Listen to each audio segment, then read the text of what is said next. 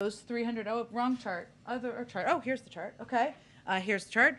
These 350 million doses have gone to 111 countries and are part of our commitment to share 1.2 billion doses on top of our work on the ground to turn vaccines into vaccinations and bolstering manufacturing capacity at home and abroad.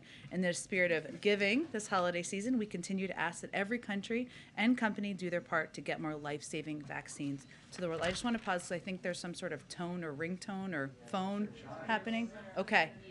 Okay. Great. All right. Well, we'll figure out who that belongs to. Also wanted to note today we received further evidence that our jobs recovery is one of the strongest ever. The average number of Americans filing for unemployment over the last 4 weeks is near its lowest level since 1969. We've added nearly 6 million jobs this year, the most of any first-year president in history, and the number of people receiving unemployment benefits has dropped from around 20 million to around 2 million since President Biden took office. Thanks to the American Rescue Plan and our successful vaccination program, Americans are back at work at a record-setting pace, and we are not in the same place we were at in the beginning of the pandemic. And families have more money in their pockets. Americans on average have nearly $100 more in their pockets each month than they did last year after accounting for inflation. And we're obviously going to continue to build on this moving forward as well. Last piece to announce, today Transportation Secretary Pete Buttigieg announced $241 million in grant funding to improve ports at 25 projects across the country through the Port Infrastructure Development Program. These grants demonstrate rapid action on commitments in the Biden-Harris Port Action Plan. Investing in our infrastructure will strengthen our supply chains, help speed the flow of goods, and lower prices for Americans. And that's more important. Did you get what I did there? Port, yep. Investments to come thanks to the bipartisan infrastructure law. I didn't even do that. Someone on my team did, but it's still funny. Go ahead. Thanks, Jen. So President Biden last night said in sort of the most direct terms that he would support a filibuster carve-out for voting rights. What made him decide to come out publicly with that direct wording? And then is he lobbying any senators to come along with him on that? Obviously, there are a few holdups on that issue. Sure. Well, to go to, in case you all didn't see the interview the president did with ABC that aired last night, and more pieces were out this morning, the president was asked, and just to, so everyone has the phrasing of what he said, so you support a carve-out of the filibuster for voting rights. Well, I don't think we may have to go to that far, but I would. If it's the only thing standing between getting voting rights legislation passed and not getting passed is the filibuster, I support making the exception of voting rights for the filibuster. So just so everybody has the full context. The president has spoken to his view, his strong view that getting voting rights legislation passed is a fundamental priority for him. It's something that is essential so that people across the country are able to exercise their right to vote, to participate in the democratic process. That's something he has always believed, always been committed to. As he said in his answer last night, we may not have to go to that, but he is prepared to support changes if that's the only thing standing in the way of getting this done. And then President Putin's press conference earlier, does the White House have a response to his assertion that it's actually the West that is promoting tensions in the region, and also his demands that Russia receive assurances NATO won't accept Ukraine?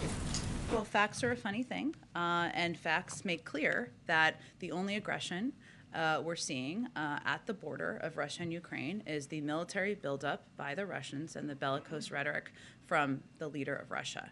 I would also note that also this morning, and I know we just did a background briefing on this as well, in that press conference, President Putin said he was encouraged by, and I'm paraphrasing here, the fact that there will be diplomatic talks, plans for diplomatic talks in January. We also believe that that is the best path and the right path forward. The third thing I would just note is that NATO is a defensive alliance. It's not an aggressive alliance. There is no evidence to the contrary, to suggest anything to the contrary from the United States or NATO members. And of course, our efforts are to work with and defend our NATO partners. Go ahead, Brian Major. President Putin also said that there has been an agreement to have a meeting in Geneva in January. Can you confirm that? There has not been a final agreement on the location or timing at this point in time. Why not? And why do you think he would say that if that's not true? Is he trying to sandbag you? I can't speak to what President Putin's motivation is at any point in time, certainly not today. We are working towards diplomatic talks. There have been proposals put forward by the Russians. Some we would agree with, some we certainly wouldn't agree with. Obviously, on the NATO example is a good example of that. And we're working to finalize what they'll look like. We also agree diplomatic conversations are the right path forward. Is this January time schedule more likely than not, since he's uttered it publicly? We have also said that we are looking ahead to talks in early January. Why can't you confirm it then? Because we haven't finalized the details of them yet.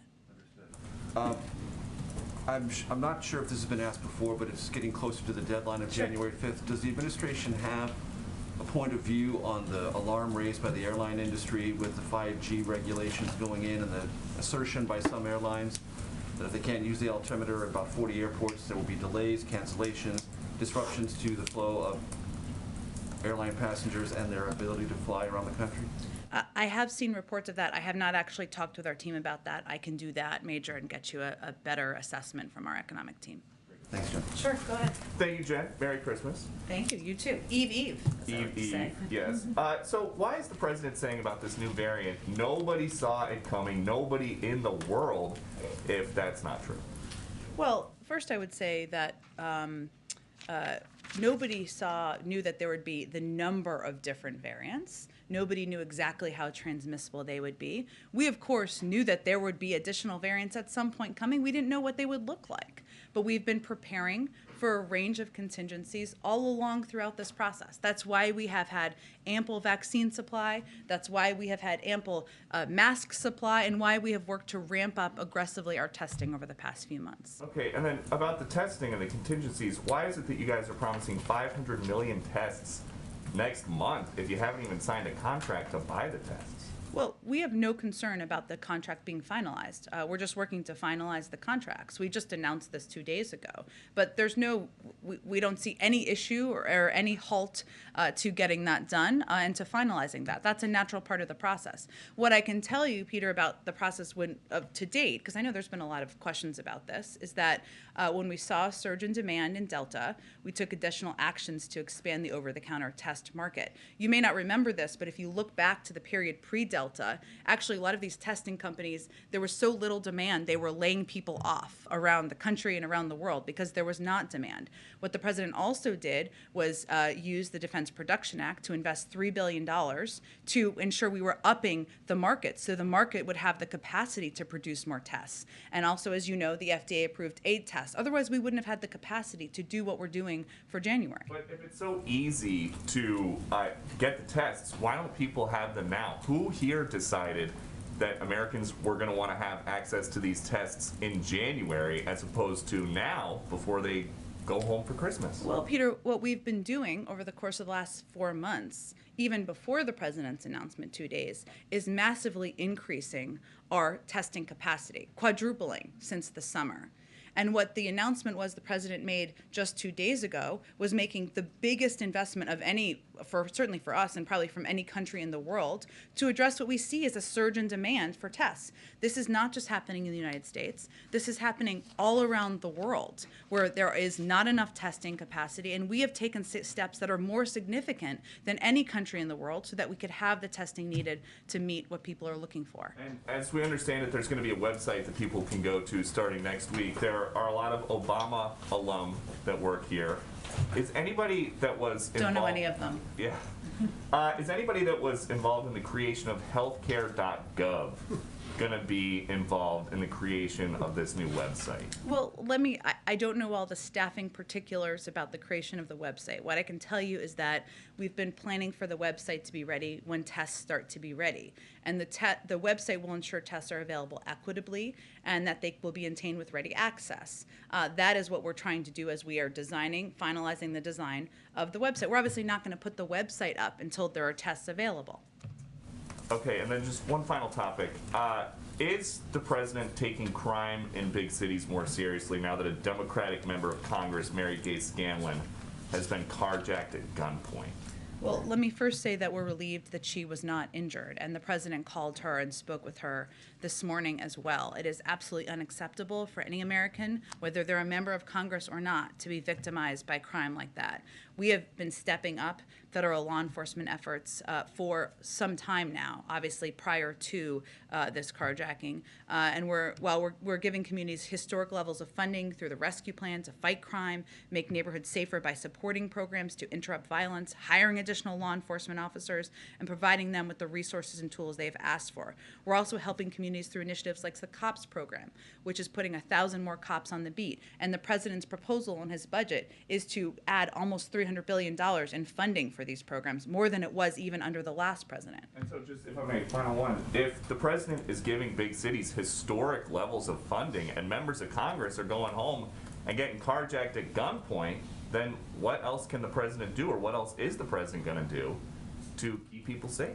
Well, this is a priority for the president. I want to be clear that this proposal for additional funding for the COPS program has been something the president proposed several months ago. Obviously, we'd love to get that passed in the budget next year. We'd love to continue to step up a range of the programs we've had around the country, strike forces that have been helping individual cities, working with law enforcement partnerships to help individual cities, and that's something we're going to continue to do. The president has never supported defunding the police. He's always been an advocate for adequate funding and ensuring that police departments and community policing programs have exactly what they need. Go ahead. Yeah, I want to follow up on Alex's question on the filibuster, and I'm curious how the White House is going to deal with the slippery slope issue. We obviously already sidestepped the filibuster for the debt ceiling. What is the president going to say to Democrats who say, if voting rights is important enough for a filibuster exception, why not gun violence? Why not climate change or immigration? Well, he's happy to have that conversation with Democrats, and certainly we expect that to be a part of the conversations that will be had in the year ahead. The president was asked about voting rights specifically and the filibuster specifically. He said, I would just reiterate that he doesn't think we'll have to go that far, but he was very crystal clear in his answer that he supports making the exception of voting rights for the filibuster, as was the question. I think the key piece we know at this point in time, which you know, is there aren't enough votes to change the Senate rules at this point in time. There are different ranges of options they're discussing in terms of rule changes, and we'll see where that ends up in January. So is the president open to also having a filibuster exception for those other Democratic priorities? I'll let the president speak for himself. He was asked a specific question. I think he answered it pretty clearly. Okay, and one other topic, the president said that he is meeting with his team to discuss potentially lifting the travel ban on those southern African countries. Is there any update about that? I don't have an update this moment. I would just reiterate for you that this was never intended to be permanent. It was intended to be temporary, and lifting it is certainly our intention. Go ahead. Yes, I wanted to ask, I guess the government contracts for the 500 million tests specify that they would be for the January to March period. So does that mean that the goal of the administration is to have them all manufactured and distributed in the first quarter, or just manufactured, or? It's a great question. What I know here is that we expect to get the first set of the 500 million in early January, and we expect that the rest will come in the weeks to follow. I would be surprised if it was that distribution was required in that time, but I will check with our team to see. Also, some epidemiologists have criticized the administration for not being as focused on masking, and I wondered if the administration is considering, for example, sending N95 masks to Americans, which would have a longer use time as opposed to the testing. We have an abundance of masks at our disposal in the federal government, and we work with community health centers, rural health centers, a range of medical organizations to make sure that people have the supplies they need. And if that's something that, as we're engaging with a governor or a local health official, they need, we have ample supply in the government. So we are just addressing needs as they come up, but we have not seen a shortage at this point in time. Go ahead. Okay. I'm sorry, just jumping on what Peter had said, another thing that the president said in his interview was, I wish I had thought about ordering 500 million tests 2 months ago. And I just wondered, we all knew variants were on the rise, the Christmas holiday season was coming. Why didn't anyone think of it in advance? Well, I would say we did take steps to rapidly increase our testing capacity. as of the summer. And I would just go back to kind of the chain of events here to remind people of, and we forget, June was a long time ago, but before the Delta variant was on the rise, there was not a demand for testing in this country. There really wasn't. Then Delta obviously increased the demand. We also had to take steps as a federal government to build up the market because the market wasn't there to meet if the demand rose.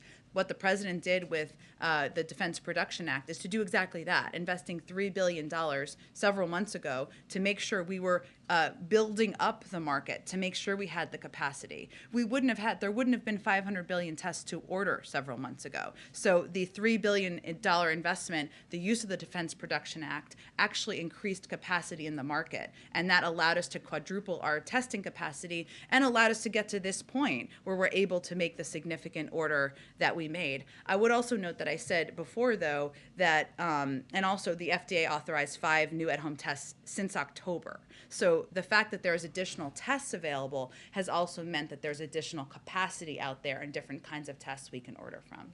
Go ahead. Jen, just to follow up on that, because it is the president who said himself that he wishes that he had thought about this idea 2 months ago.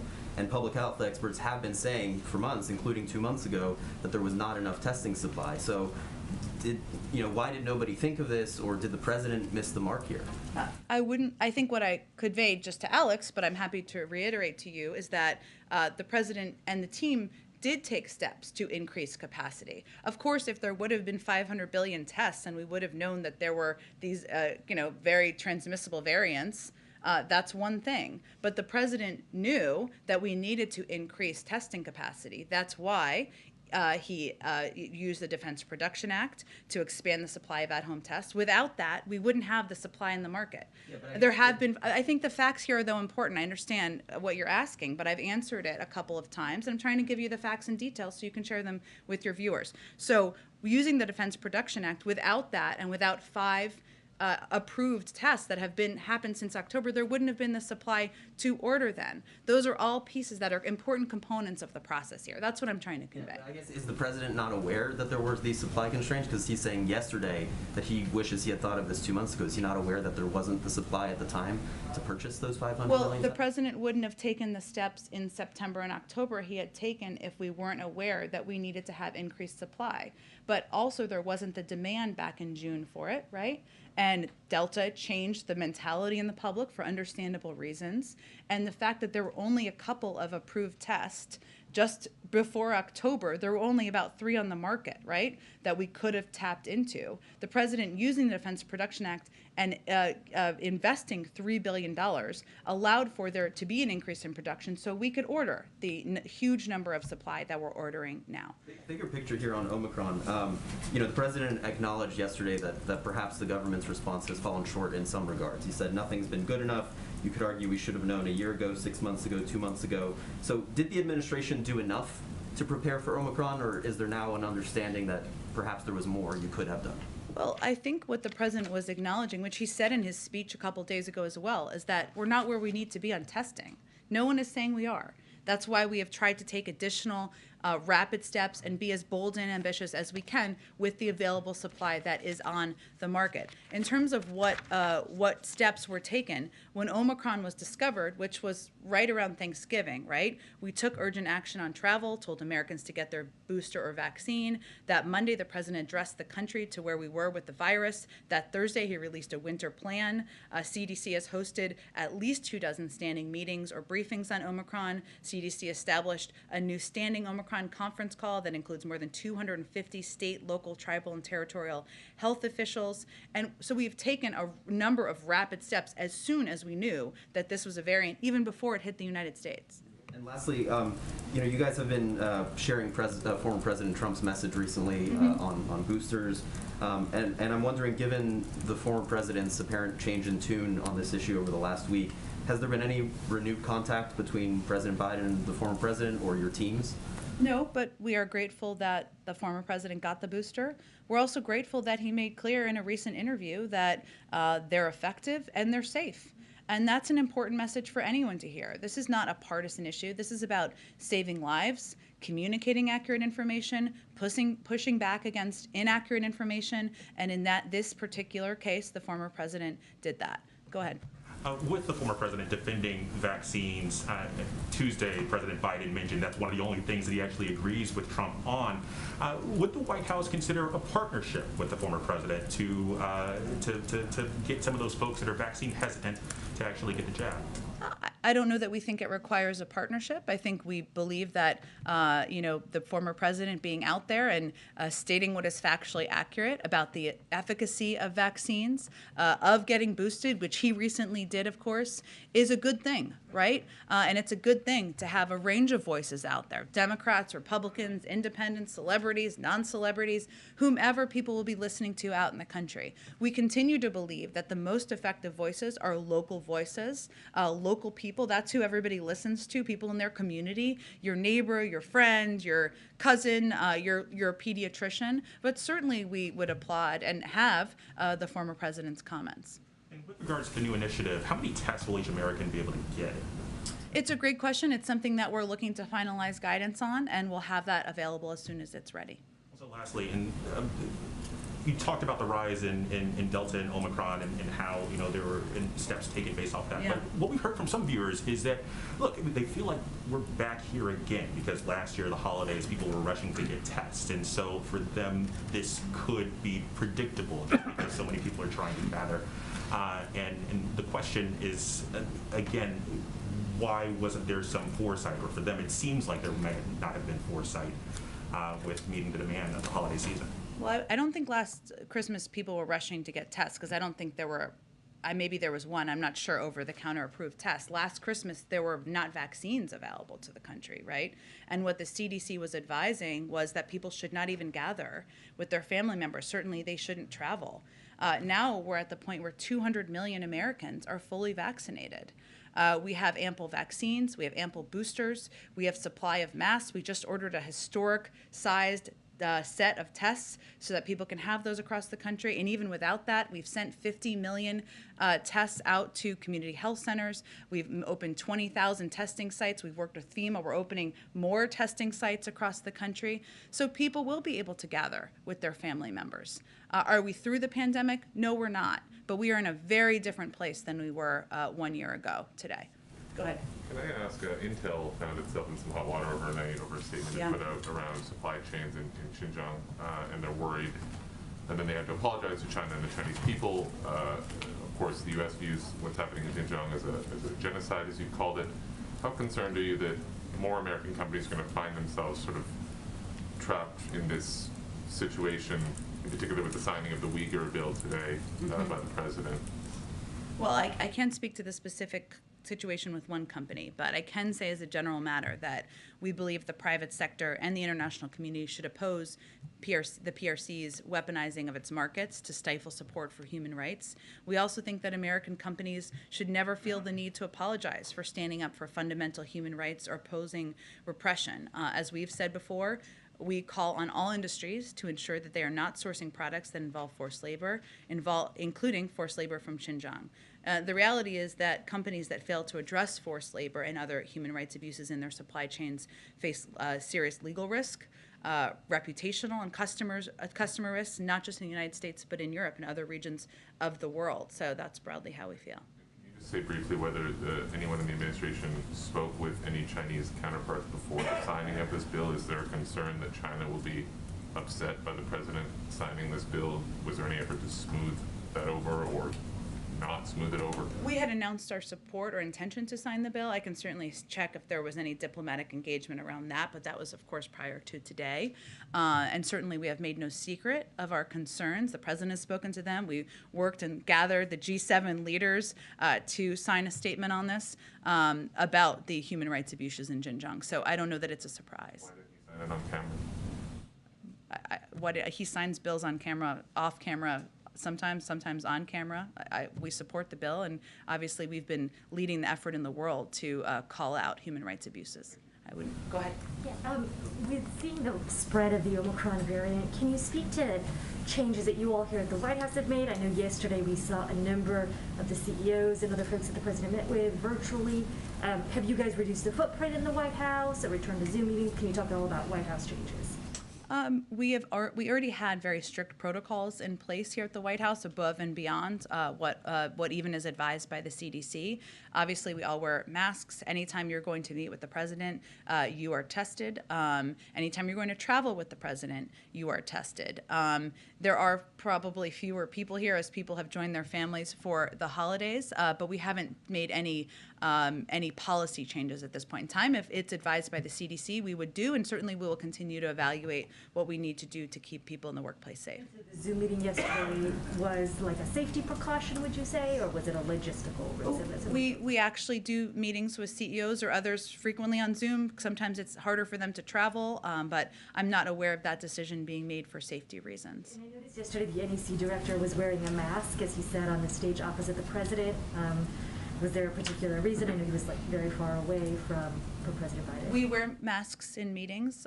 That is what we do in the White House, or have been doing in the White House, and that has been our protocol. Go ahead. Civil rights activists are calling for action on voting rights legislation by MLK Day. Does the president believe that's realistic or possible, and is he committed to that timeline? The president is going to continue to work with Leader Schumer and his team and other Democrats in the Senate to move this forward. I'm not going to give a new timeline or an additional timeline from here. Certainly know there are a lot of passionate advocates out there who have been out there protesting and calling for movement on this. We agree with and understand that, but we'll be working in lockstep with Leader Schumer's office and moving it forward. We've now seen the second COVID-19 treatment pill approved by the government. What is the administration doing to make sure there aren't shortages, or that they can address the already existing shortages of those pills? And can you just clarify, will both pills be free for all Americans? I believe so, and I will quadruple check that, but that has always been our approach. I would note that what we have done is we have purchased 10 million of the Pfizer doses. We know that just over 250,000 of those will be available in January. We will not get the full package of that, I think, until the summer. We've also purchased 3 million Merck doses, which were just approved today, and we expect to get the majority of those by the end of January. I think it's important to note what Dr. Fauci has said a number of times, just in terms of expectations for the American people. It's a very complicated synthetic process to make specifically the Pfizer antiviral. All tools are on the table, including the use of the Defense Production Act to get Pfizer the things they need to produce this antiviral as quickly as possible, but it takes a significant amount of time to do that. That's just science, and we have purchased as much as we can purchase, but we just want to set that expectation. The most important step people can take is to get vaccinated and get boosted. And just really quickly on the Fed vacancies, because I have to ask, do you expect a decision before the end of the year? I don't have any update for you, but I know we're eager to get those out to all of you, especially the many who are very focused on, understandably. Go ahead. In that interview with ABC, the president was asked about vaccine requirements possibly for domestic travel, and he said that the team deemed it not necessary. What is the logic of having it necessary for international travel, whether it's Americans or foreigners, with testing and vaccine requirements, but not for domestic travel when you see the numbers of travelers, especially right now during the holidays? Sure. I would say that we still require masks on airplanes, of course. We've also increased the fee on if people do not wear masks on airplanes. In terms of international travel, part of the effort has been related to the number of variants that are out there, and we see them differently. Rules, as you know, for international travels are different because international travelers must be vaccinated and tested within 1 day of departure to help keep COVID cases out of this country and delay any new possible variant from coming into the country. So we have not, at this point, aside from masking, put in place additional steps for domestic travel. A question on Russia. A few days ago, I think you said that you didn't want to put a deadline on those negotiations, those talks, and how it goes forward with the situation at the border with Ukraine. Does that mean that you guys are okay with the status quo? Like, how long is this can this situation be tenable, even if Russia doesn't take that extra step of aggression? We have talks that will be in January. We just haven't finalized the details of those, so that's really the next step. Thank you, Jen. Okay, thanks everyone. Merry Christmas to those who celebrate. Merry Christmas and Happy New Year. And Happy New Year, yes. Last briefing of 2021. Don't look so sad, everyone.